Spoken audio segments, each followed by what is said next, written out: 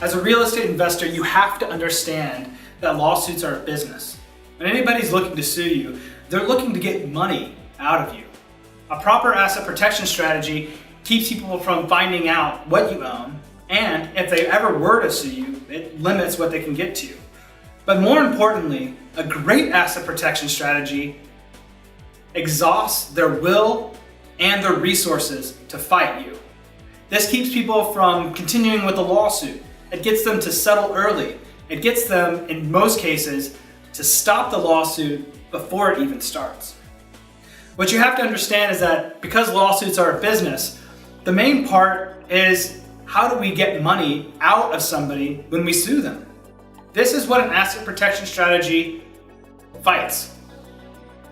Since it protects the assets from being seized by somebody via a judgment, then that person doesn't believe that they're going to get anything out of their investment in a lawsuit.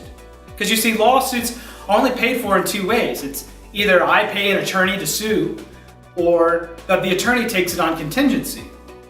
But if in my research of the individual I find out that they have no assets, that it looks like on paper that they qualify for food stamps, how much money am I willing to risk for a judgment, which is merely a piece of paper? Without an asset to be able to seize, a judgment is worthless. Moreover, there's no attorney that's worth his salt that's ever going to take a case like that on contingency, which is free for the client, and the attorney risks everything. Attorneys only take surefire cases that they're very confident they can win and collect on.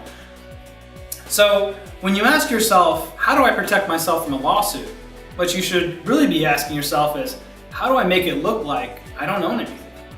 My name is Scott Royal Smith. I'm with Royal Legal Solutions, and I'm an asset protection attorney for real estate investors. And I'm a real estate investor myself, and I'd like to help you.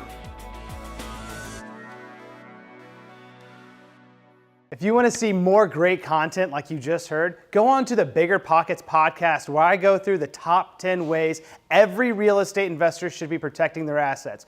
You can get to it right here.